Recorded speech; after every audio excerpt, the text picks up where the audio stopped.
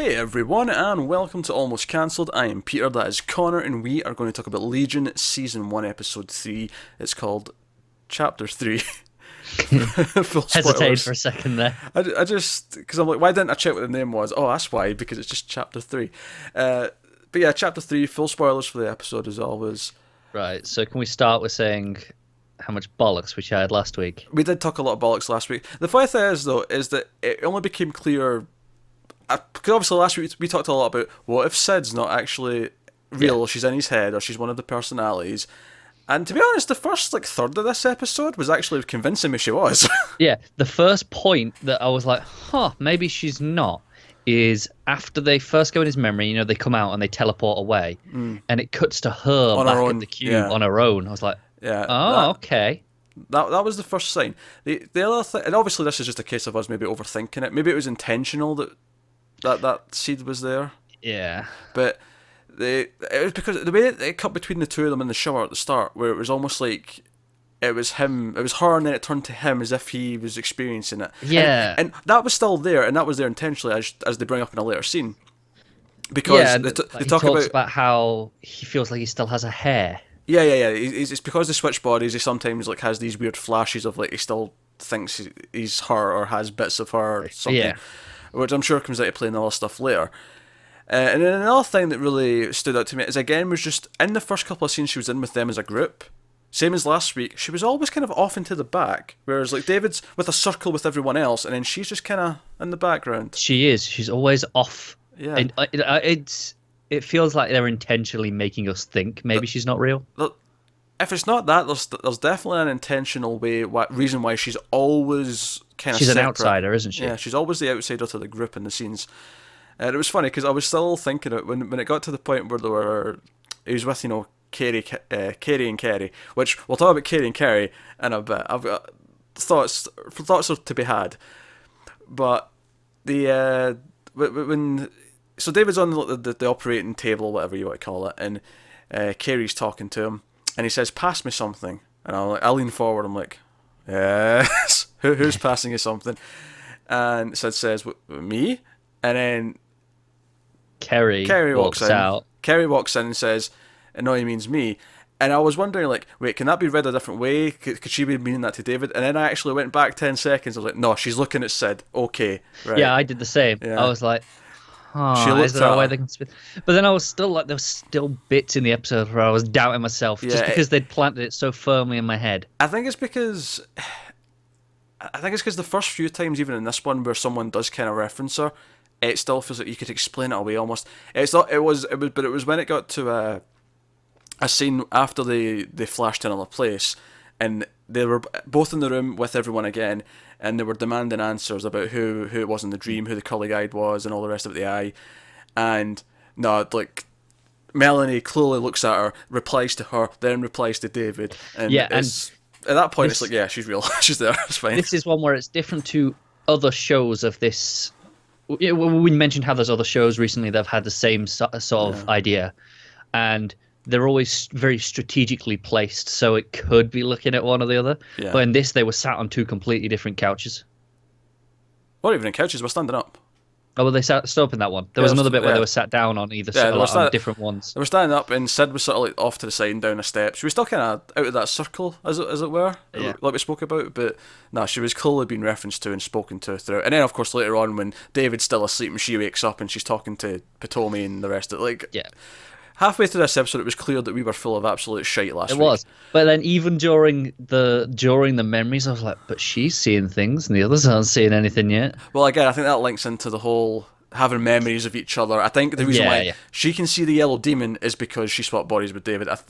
Either that, or it's maybe because she went into the room and she transported with him. But I think even the reason why that worked with her is because they swap bodies and have this connection. I would tend to agree, unless it's a case of the yellow demon specifically only showing itself to one of them at a time. Oh, yeah, unless if the yellow demon is choosing to do this, then that's a different thing. But you're right. Right, so we got that out of the way. I know some people were annoyed that we talked about that too much last week. We've done it. We're finished. But before we get into the actual plot, just Yeah. another little Easter egg I noticed. You know that room they all sit in, that yellow There's room. an X. There's an X in the A window. big Yeah, X on the window yeah. on the yellow room. I was like, ah, nice. Yeah, I noticed that. Yeah, I want to talk about the opening montage because it montage between just everyone. David and Sid were both showering at various points. It showed you. We see Melanie. She's at the automated coffee thing, which reminded me of Back to the Future with the dog feeding thing in Back to the Future. Had a little slide that the cup came down and poured the coffee. And we find out later that the voice she's listening to is our dead husband. Well, actually, no, hold on. Actually, let me rephrase that. Our husband that's not around anymore, and when Sid says, "Is he dead?" she responds, but she doesn't actually say yes or no to that She question. gets rather evasive, doesn't she? Which is why I think one of the bad guys is her husband. It kind of feels it's, on that point there. That was another bit that threw me with the time period that this is. Like she says, obviously we was like, okay, so it feels like it's supposed to be modern day, and then, or maybe even slightly in the future, and he's imagining things as the 60s in his memories. Yeah, we spoke about that. Yeah. Yeah, but she says, oh, he got this place, he inherited it in the 40s. Yeah, that's a bit because she's not that old. No, exactly. I was like, that threw me. I was like, huh, how's that working? The 2040s. I mean, I'm pretty sure she said the 40s, not his 40s, but Yeah, I mean, maybe it was a slip of the tongue there, and Maybe. you just heard it slightly. Maybe It could I'd have to be. go back and check. I don't know. Maybe they're just intentionally messing with us as to when yeah. exactly. Because then it's she said, set. oh, and then they spent like 3 decades building it all up and doing everything else, whatever. So I was just like, okay. But no, the interesting part that they just threw into this montage is we see Carrie and Kerry, and I'm always going to have to think about their names before I say them because I just want to make sure I say the right one for each one. Kerry, of course, being the man, Kerry being the woman, the younger woman who came with Potomi in the first episode, and she's always training. But it's funny now that we see this scene. Because last week I thought it was a little bit weird that she was like training and doing, working out with the various equipment in the same room that he was in the lab. It was like at the side of the lab was a little gymnasium area where she was doing her stuff, and that was a little bit weird. But now it it doesn't make sense necessarily, but I can see obviously in this montage they walk into each other and she goes into him and she disappears. It's just him now, Yeah. and it's like. Alright, so are they like are they actually the same person, but they can split up? Yeah, it feels like maybe that's their mutant power. Yeah, I was kind of getting that feeling. Which would make me wonder, does Melanie have a power? She's the only one I'm not sure about. Yeah, she's not mentioned what her gift is. So she could have one, but at the same time, her not having one also works just as well. Yeah. Or did she have telepathy when she first met David at the start of last week? I can't remember. No, she was projecting. Ah, right, okay, you're right, yeah. Yeah, so I don't know. It feels like she probably does as a mutant, though. Yeah, I mean, why else would she be doing this? Unless she just married a mutant, or her husband was a That mutant. could be, because yeah. she mentioned the husband was one, And maybe she's now... But she believes in treating them well, and... She kind of picked up the cause. Yeah, picked up the cause.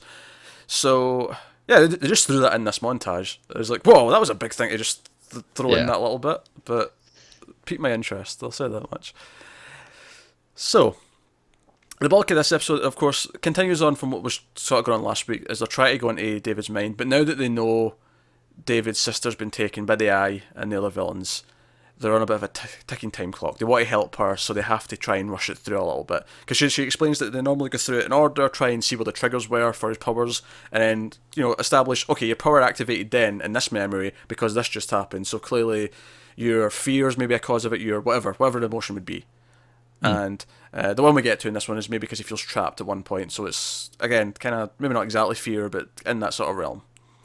That anxiety. Anxiety, yeah. But they're going to try and pinpoint the exact moments, but they still think it's weird. Potomi's like, this is weird.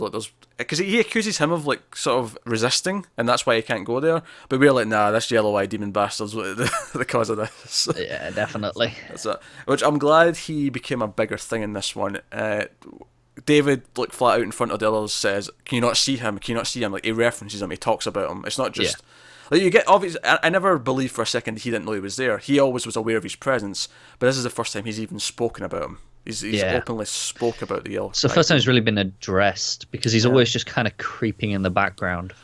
But oh my god, see, so when they go, so eventually they say, right, we're going to sedate David, and that'll keep you, if you are resisting, even like without meaning to, this'll, and what we see the effect in the actual dreams, or not the dreams, sorry, the memories, as it were. It's because it's very Inception, which is why I was thinking dreams. It is, and even they mention memories within memories. Yeah, and I was like, oh man, we're getting super Inception here. But we see that this sedation means that in the memory, he's a child. It's like the child version of him. Yeah. And we get that really sort of sweet but kind of creepy moment where Sid can hug him because it's in a memory and not a real physical thing. Yeah. But it was sweet at the same time. It's nice. The musical swells up and gives them this nice moment. Yeah. I almost imagine, like, now that she's realised this, going to Potomi, like, right, Potomi, what am I going to have to owe you if you can get us in a memory together so we can bang? And you can just, stand in the corner with a coffee. Just close your eyes. With a newspaper. Just get me in there, so we can do that, please. Actually, I thought we spoke a lot in the first episode how David and Sid's relationship was very sweet, and it felt very, I connected to them, and I really I liked their pairing. I felt that way. At first, David says, "No, you're not coming into my memories. It's too dangerous." And then he reveals it's because he doesn't want her to see his bad side, the things he's done in his past. He's the skeletons in his closet. And there's that great moment where they're sitting round the corner of a wall. Like, he's on one edge, she's on the other edge, and they're kind of like facing out in opposite directions. But they sort of look into each other at the corner, just at the very edge of the wall. Yeah, it's nice. And they sort of, she's like, "So, but do you love me?" And he's like, "Of course I do." And I actually really liked that there was a nice long pause before he said that. But it wasn't like an unsure pause. Yeah, and it's not, of course, it's you know I do. Yeah. And they swap bodies, so they kind of do know exactly. They in a weird way. But yeah, so they got into the memory, and they see a bunch of stuff. We get one of the random memories we get. I say random, and all I mean by random is that occasionally this show will cut to like a memory in the middle somewhere, and that's all I mean. It feels unconnected to everything else until later when it comes out of context. But this is like creepy. We find out it's from a book called The World's Angriest Boy. Yeah, it's the one we saw him being read last week. Yeah, but I didn't remember it when we seen the kid with the big head. Did you not? No. I thought that thing stuck in my mind from last week. No, I didn't remember it. And he turns around, and I just thought this is super creepy. Do you know what it reminds me of? Did you see the movie Frank? I've not, but I know that the image. paper mache head thing. It's like, oh, I don't like it. Yeah, I've seen the cover of it, so I know what you're talking about. Yeah, it does remind me of that. But it was super, super creepy. But that's not even the start of it. The yellow-eyed demon chasing Sid and young David through the vents. It's terrifying. It's so claustrophobic, and you really feel it because the aspect ratio narrows in. Yeah, basically it switches to the wider aspect ratio for the memory. Not right away, it's when the danger appears. It's when Sid separates from the group and she goes chasing after young David. That's when it changes. And it really feels like everything's closing in on them physically because of this. It's such a clever trick that they've done that there. Yeah. So that was super creepy. And then it might even be topped, though, when Melanie's looking at the book. And you just see the yellow-eyed demon rise from behind, and he's huge. He's like so tall. I never realized how tall the bloody guy was. Yeah, I think he's not always tall. I think he changes. Probably, yeah. He can. I mean, it's a memory, so he can manipulate to his heart's content, probably. But even though the others can't see him, he manipulates the events. He crushes Melanie's hand in the book, and she takes it out, and it's just this mangled mess. And obviously, at the end, we wake up and David's still asleep. He's still in his memories, and we see that he's being tortured by all these voices, and that's how we end the episode. It's a really ballsy move to end there. I was like, God damn you. But like it feels like it's menacing, it's a threat, and it's affecting other people when they go inside his head. Yeah, and like Sid says, she doesn't think that's a memory. Yeah, like it's something physically there, like affecting him.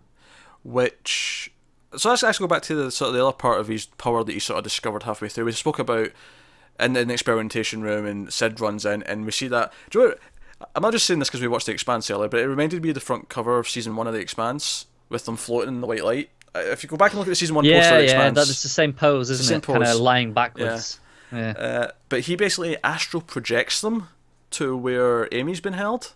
Yeah. Do you know so about this? We see this like a few times. There's once near the start as well that we see. It's like a bad The, video effect. yeah, it's like it's on a TV because it's got the border around it, like an old TV. It's like David's trying to see what's going on, because in the last episode he accidentally ended up viewing things. It's like he's trying to see, and he's seeing it kind of through like a shitty little TV.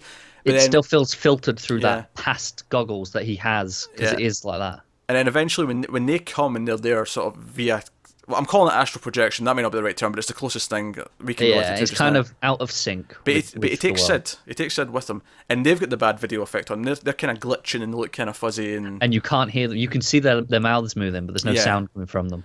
yeah, and the eye, and because I think Melanie did imply that he had powers. The curly haired man, that's what she called Did him. no. I think she straight up said it because they said her and her husband were looking for Yeah. people like them, the mutants, And and they found him, but he wasn't Yeah. like them. The reason why I say that is because he could sense there was someone there, and he goes forward and he reaches out just before they disappear, and I'm like, oh, well, that's why he's called the Eye. Oh yeah, and then they he can talk see about how he things. has that one dodgy eye. It's like okay, so it lets him see things. Yeah, see things that are not meant to be seen or out of sync or whatever. Yeah. That's pretty cool. So I thought that was good mythology building. I thought David and Sid had some really sweet moments. I really like the relationship. I'm glad that she seems to be real. Yeah, it's nice. It means that okay, we'll probably still be heartbroken with whatever happens, but it won't just be because she's not real. yes, yeah, that's very very true. Lenny, we had she had a scene where she sort of pops into David's head and is like basically you're taking time to learn your powers when your sister's over there, and She's really goading him, isn't she? oh yeah, she's like she's over there being gangbanged by all these corporate suits, as the phrase. To that, it was more or less that. Yeah. Yeah, and then she turns into his sister, and she's like, yeah, they're punishing me with their big hard, and that's when he gets snapped out of it. Yeah. Which so but no, I like this more than last episode. I thought this moved everything forward again. I get a better sense of Melanie as a character.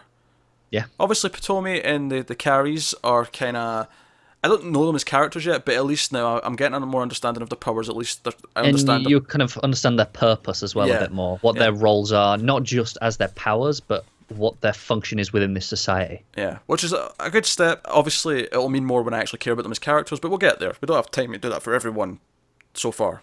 Yeah. But at this point, I care about I care about the main two. I care about Melanie to a degree as well. I understand her more as a person, and they're really amping up this threat of the yellow-eyed demon. They're really turning that dial up so it feels that we're escalating to something. Even though for the last two episodes, it's essentially been let's try and go in his mind and see what we can find. Yeah, I think it's so impressive that it can feel this terrifying and like there's such a threat when over half of the show is just taking place in his head. It's funny because I often say that, or I often think that, not in everything. Obviously, you've got kid stories and stuff, but I often think that when you have a show with a villain or you have a movie with a villain, even if the movie itself is science fiction, an action story, when the villains, like the threat of the villain appears, it should turn into a horror movie. And it kind of feels like that here. It feels like whenever the yellow-eyed demon is drawing near, it's terrifying. When you watch The Dark Knight, tell me the Joker's not a horror movie villain when he's on a scene on his own. Oh, absolutely. Like, I don't think the rest of everything else around it should necessarily feel like that. But just them. But it should feel like that when they walk in a room, and that's what makes them feel bad. And when the demon's chasing them in this one, Oh jeez. my God, you feel it. We should mention actually when when Sid's chasing little David in the dream. Really awkward moment when she runs into David and Lenny having sex, which it's funny because I almost speculate because I didn't feel like they had a romantic relationship before. It felt like a weird junky friendship. Still not sure I'd call it romantic. Okay, sure, but even like I didn't necessarily get a sense of they'd had a sexual past, and they might have. I wouldn't disbelieve that if they told me it, but You think maybe it's something that the demon's there? Yeah, I think it's the demon goading her because she knows it'll hurt her to see that. I understand that, but at the same time, I feel like they were both junkies. Maybe it wasn't really even about it. It was just something that they did. Oh yeah, sure. Like there was nothing to it to them at the time. Like I say, I don't think it really matters that much if they did. I don't, because of the way they are with each other, it didn't feel like that. if they were having sex when they were junkies, then fine. They were having sex when they were junkies. Yeah. It works. But part of me just thought this feels intentional for her to see this. It does. It was definitely even if it is real, because maybe the demon can only take them to places that are actually memories. He chose to put that one. Yeah. Yeah, that's true. Yeah, maybe it's real, but he chose that memory. Yeah. But it felt intentional, which I think Definitely did. That's interesting. Also, I just want to point out how much I laughed during the scene where David's explaining, "Oh, sometimes I still kind of feel your hair, and maybe I had to go pee. It was 2 hours." And you know, maybe I looked at the boobs, but I didn't do too much. And then she just sort of sits down. She's all like, she's kind of teasing him in a way, because she's just kind of like looking interested, as if like, "Oh, you're going to be in trouble. How much you tell me here?" But then she whips out a joke of I didn't even mean that. She whips out a joke of her own. She's like, "Yeah, well, when I was you, and she's he's like, "Really?" It's like, it's interesting because obviously this bit she talks about how she doesn't even consider it her body anymore because she swaps so much. Yeah, and I think that's an interesting way that she looks at it, because obviously she's very protective over her body because she doesn't want anyone touching it, and for those reasons. But as she says, though, she sees herself as proof that there's a soul. Yeah, exactly. That's who she is. It's the body's what she's normally in, but it's not always what she's in. It's not her, she isn't the body. She's tied to that. Yeah. So I thought that was cool. Obviously, she's joking about the the masturbating, just to point out. Yeah, she was this time. I'm not she's gonna definitely lie. done it at some point when she's been in someone's body. Oh, you think? I was actually thinking when she said this, not to go smutty with it, but I was thinking, if you're that close to someone and you love each other, sure you'd be kind of okay with just switching bodies occasionally, just for.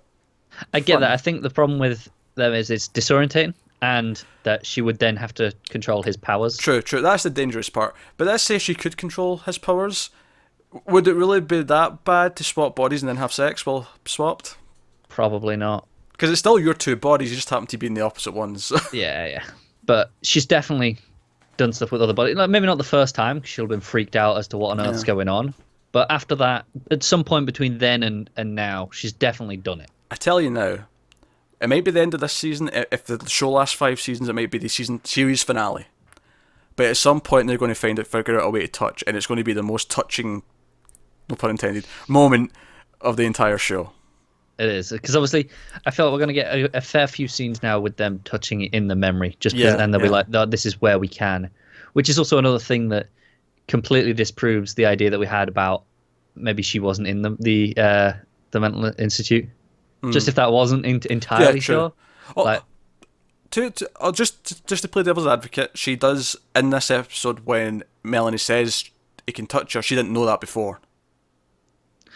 Well, yeah, but Melanie has to point out that it's in a memory she can touch someone. Yeah, but we did see her touch him, and we saw the effects of it. Okay, true, but I'm just. Well, yeah. She didn't know that. To be fair. No, but I think that kind of solidifies the fact that she was definitely there. It kind of solidifies that is trippy and is like shuffled around as they made that first episode. It seems like the solution we came to at the end of the first episode is at face value what happened, and going forward is the events. And this episode clarified a lot of those things as to it did. Just going, okay, this is what happened, and that's nice. So, that's cool, but we've got a firm footing now, and I think that's important, because obviously we're 3 out of 8, so we've got like I said, we've got the firm footing. We're all ready now, and now it can start building forwards again and going, okay, now we can push to some cool stuff. Yeah. No, I really like this one. I'm looking forward to next week. Show's great. Music's still phenomenal. Music's still great. Great villain, intimidating villain, and I'm talking about Yellow-Eyed Demon, of course, but I also think the eye in that's also pretty interesting. Not as interesting as the demon, but still menacing. It's interesting in his own right. Yeah. But it's interesting in a more. He's the most like Fargo character, honestly. He feels like a villain out of Fargo.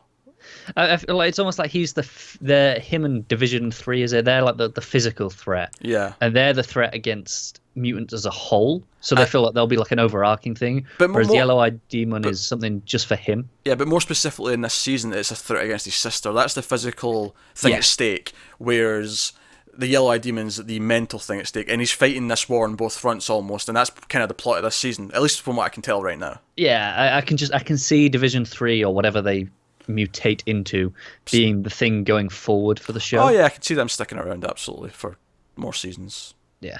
But no, great first episode. Third episode. I was gonna say. You know what I meant. Let us know what you thought of this one in the comments below. Thoughts and theories and all the rest of it. And I will point out, yeah, we are aware that the Yellow-Eyed Demon, a lot of people who have read the comics are speculating that it's a character called the Shadow King. It means nothing to us, which I'm actually kind of glad about. I'm glad it's a complete fresh thing to me. Yeah, I'm really enjoying having this kind of told to me in this format. And I like, sure, maybe he's called the Shadow King, but it's just a name. I really don't. Yeah. So if you know what that name is, you know what that means, and you're already thinking that. And if you don't know what that name is, then it's not a spoiler anyway, because yeah, I mean, what does it mean to you? Cool, Shadow King. It's just another name, isn't it? It doesn't tell us anything. But there you go. That's the episode. So thanks for watching, like and subscribe and all that stuff. Helps us out a lot. Get us on Twitter at mailed_fuzz for channel updates, or you can get our individual Twitters on the screen for everyday chatty ramblings. bollocks. Yeah.